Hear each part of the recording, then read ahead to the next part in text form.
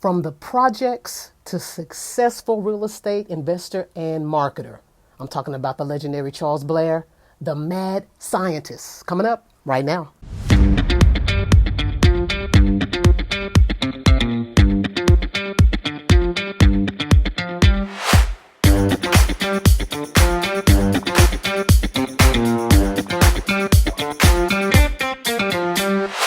What's going on, everybody? It's your girl, Take Action Low. And yes, this is not just another interview. This is actually an exclusive. And I'm extremely honored to have our guest. But before we dive in, I just want to thank everybody again for following. Make sure that you subscribe, follow. And if this episode's help you, then I want you to share it. As always, I appreciate it. But the special guest that I have, I've been following this gentleman for ever since I've been in, pretty much, last 13 years, and gotten good on social media and stumbled upon him. Mr. Charles Blair, also known as the mad scientist of internet, social media marketing. He's a real estate investor. He's been in this business full time for 30 years. And when I did a little bit more digging about his background, there's so much I can share about him, but he has helped and has been a part of some other pretty spectacular individuals that's in our field of real estate investing entrepreneurs such as Than Merill, Kenny Russian, Guy Cook, and the list goes on. But without any further delay, Mr. Charles Blair, thank you, sir, for being here. Thank you, Lo. I am honored to be as part of this show. I mean, I've also had my eye on what you've been doing over the last few years, and I am really blessed to be a part of this platform and look forward to the interview. Awesome, and thank you. So let's talk a little bit about your journey. Can you just share with everyone how you got started in real estate? Well, my story begins in the projects of East Baltimore. I was that guy who thought he knew everything. And Douglas Projects is probably renowned for one of the toughest, if not the hardest neighborhoods to grow up in Baltimore.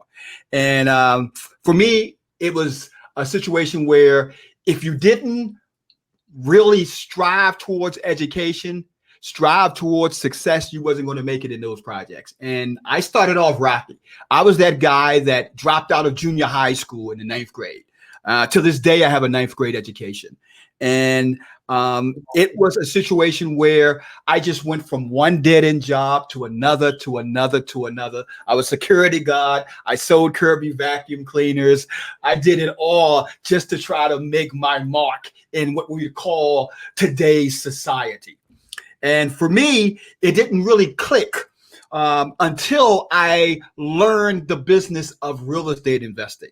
So despite all the teachers with all the good intention wanting to give me all their knowledge and education to work it as that typical level of being in the school system, it just couldn't reach me. But the minute I started studying real estate, the minute I started studying marketing, the minute I started studying business, it all clicked. And that's when my love for the business really began. I'm a firm believer. If you love something, you'll work harder than anyone else because everybody else will call it work. You'll call it your passion. So I found my passion in real estate investing about 30 years ago, and it's been a journey ever since. That is amazing. Thank you for sharing that. And I do have to ask this, where did the name Mad Scientist come from? About 20 years ago, I was doing a lot of presentations around the country. That's when I really started getting invitations to speak on social media marketing and so on. And one of the attendees in the audience took note to the way I fling my hands and move my head and stuff. And he said, man, the way you move and the way you act when you are speaking, when you are presenting what you love, it's like a mad scientist. And I took that. In fact, the guy's name was Kevin Toaston. I still remember his name to this day. So I took that signage and I said, okay, that's who I am moving forward, the mad scientist. And it's stuck.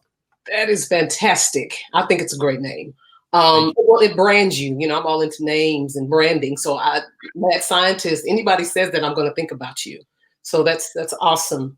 So now you recently posted that you have produced 800 videos on YouTube. And I told you before we started this, when I saw that, I was motivated. That did something. But at the same time, I was thinking, I'm not doing shit. I need to step my game up. And I appreciate you for that. But let's talk about, well, we'll talk about videos, but let's talk about the discipline that it took and it takes for you to not only create videos and also talk about the ROI. Talk about, the deals or, just the business, the extra business that's come in from it. Sure. I would love to say that I'm a very disciplined person.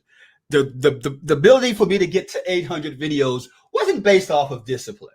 It was actually based off of my love for teaching and education. Because like I said, it didn't reach to me when I was in junior high school that I really wanted to do or be a part of education. But once I started speaking it, once people started listening, and once I started to have success, man, I just figured that the way in order to get your message out there was to find the most viable medium to make it happen. And for me, it was YouTube. I saw a study, I think it was about 10 years ago, that predicted that 85% of the internet would consume their knowledge from videos by the time it reached year 2015. And actually, it was 3 years earlier. And right now, that almost 90% of the internet gets their knowledge from video. So to say that I saw that coming, I just happened to pick that medium as the best way to express myself. Now, as far as some of the things that we're doing and how we're returning our investment on that medium, about 70% of my business is gained from my videos. So that's a product of putting myself out there, my success, my failures, the ups and downs about the business. I love reaching out to individuals about how video can really change from what you call a cold lead to a hot lead. Because as business owners, it's our goal to bring a person down through the process of cold to hot. And there's no better way of doing that than to either talk to that person face to face or talk to that person through a video. And that's what I really believe has been the real success for my growth in the business and the success for a lot of the actual deals we've done, a lot of the clients we've worked with over the years, a lot of the actual speaking engagements that I've done over the years, and the fact that this medium still has not evolved to where it's going to go to. Yep. I think that there's still a lot of growth just think about TikTok. The short video concept that TikTok has brought to the marketplace 1 year ago. Now they have over 500 million users in 1 year. That even surpassed the actual launch of Facebook when it comes to video. And the catalyst behind it, once again, is video. Absolutely. And you can't be more right. And video is the #1 consumed content on the planet. Yes. And at the beginning of this year, we had started making a shift or pivot in our business to be more virtual and to leverage and use and increase videos. Right. And little did we know when March hit and everything shut down and everything at the time of this recording, we're still quarantined and millions of other people are as well. And it's possible it could be another shutdown. So how we do business has totally changed. So you said 70%. I'm repeating this again because I have students and other people that I have talked to and encourage them to do videos. Because when you say you don't have any money for marketing, then my next thing that comes out of my mouth is, well, you need to be doing some videos and sharing with people what you do. And that's a false statement because you do have money for marketing. It's right here. Right. That's right here. Yes. This is your money for marketing. Take this phone and even the best camera phone, even the best smartphones and iPhones and so on can give you enough quality to create a quality product. That's all you need. Yes. So with the way things are going, and you talked something about very important about working virtual. That's another, I would say, fortunate aspect of my business model was beginning to move my outside brick and mortar store to a virtual business model. I did that in 1995. And I went from owning office space in downtown Baltimore with all the overhead, all the employees and so on that went with it, to actually scaling back and bringing my whole business online and virtual. My real estate company is all virtual. My Page One Success marketing company is all virtual. My Real Deal meetup is all virtual. And my Real Deal mastermind is all virtual.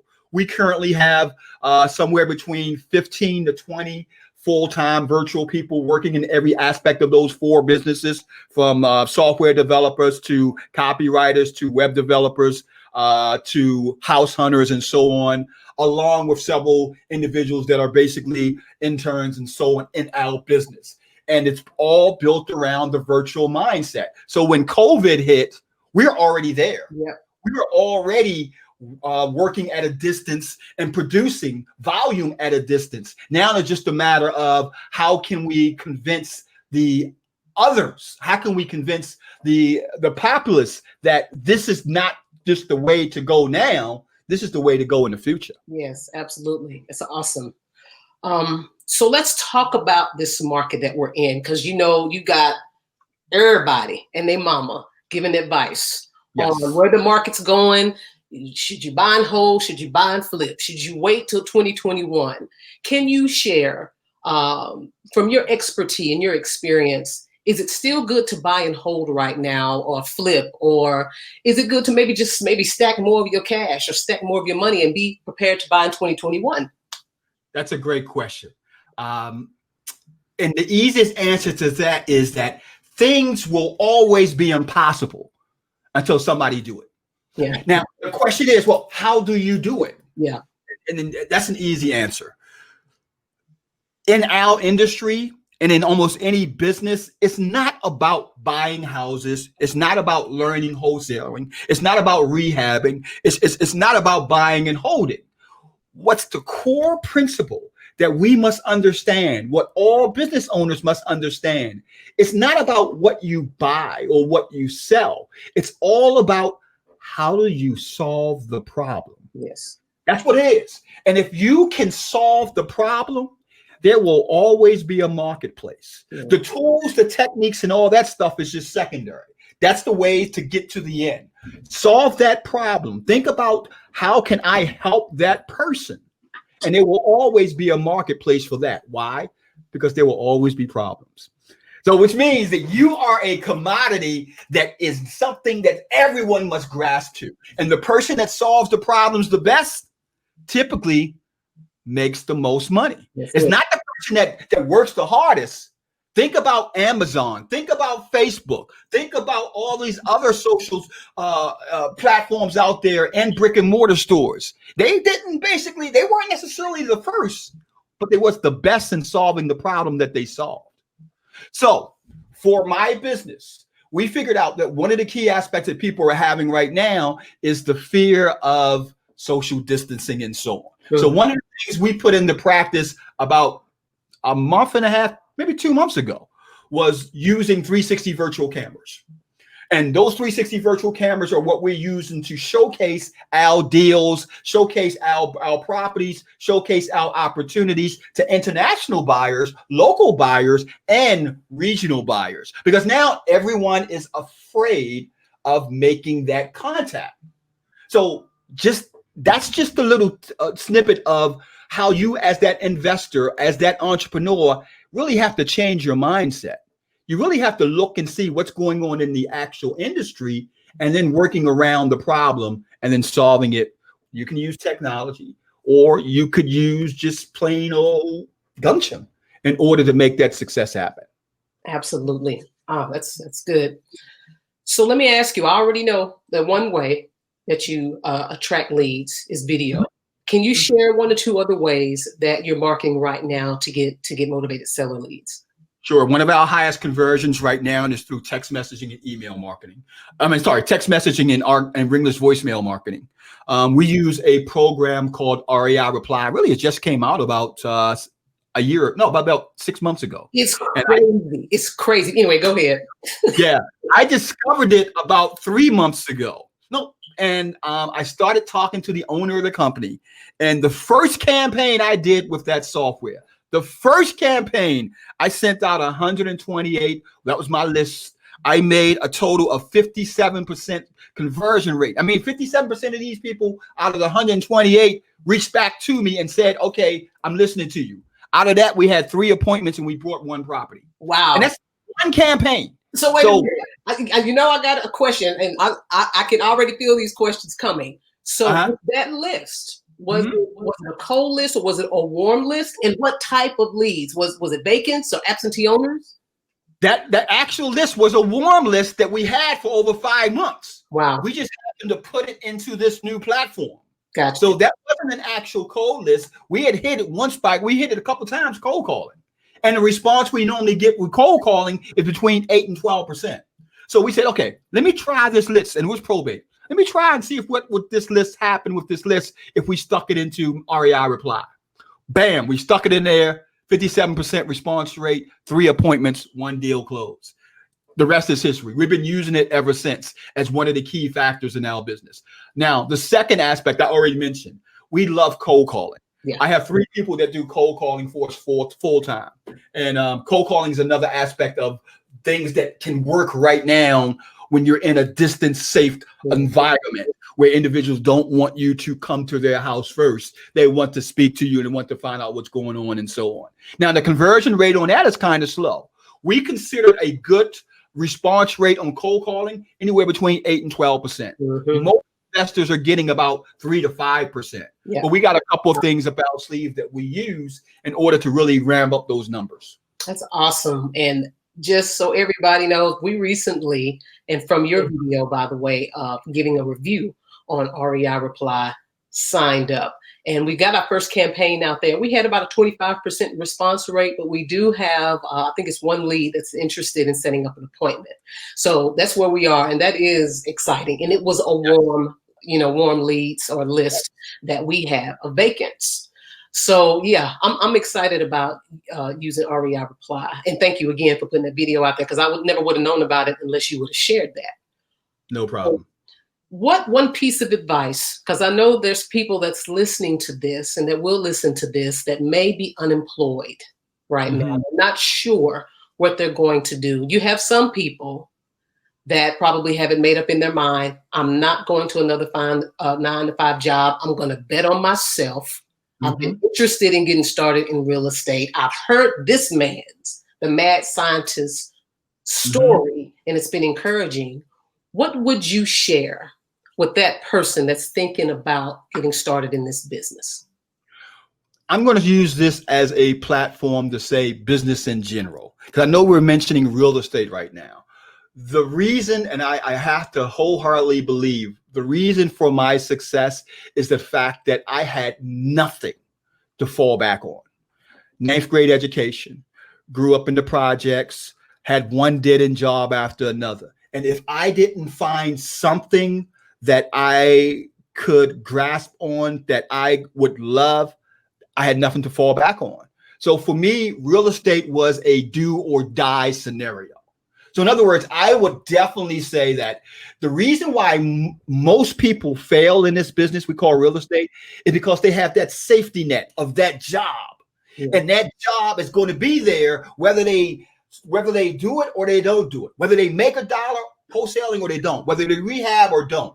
You have to get out of that job mindset and to get more in terms of the entrepreneur mindset. So take yourself out of that comfort zone. I always say you got to learn how to be comfortable being uncomfortable. And if you can do that, take that mindset of, I'm going to make it no matter what. Yes. I don't care what anybody say, because your friends and your family will be the most detractors you'll have ever in your business. I don't care what anybody say. I'm going to make it. And if you take that mindset, real estate isn't a secret. All the strategies and all the actual advanced things that are going on right now, they've been around for 20 years. There is no such thing as new strategies. Right. The only thing that happens that's new is the tools and the laws that are passed that you have to be able to adapt to in order to make your business work. But there is no new strategies. So be in that mindset that I'm going to always be learning, and I'm going to make sure that I have to make this business work. And that's the way to go. That's awesome. Very powerful. Charles, thank you so much. How can people contact you? You can reach out to me on YouTube underneath of the moniker Charles Blair. I can also be found on Facebook underneath of Charles Blair as well. I'm on my LinkedIn channel as well, but mainly on YouTube. Reach out to me, or on Facebook. That's how you can reach out to me. Wonderful. Sir, thank you so much again. I appreciate your time. Everybody, listen to this again. Share it with a friend. This was extremely powerful. Charles, again, thank you so much for your time. Everybody, as always, now it's time to go out and do what? Take massive action. Thank you. And thank you, Charles. Thank you. I appreciate it, Lolo.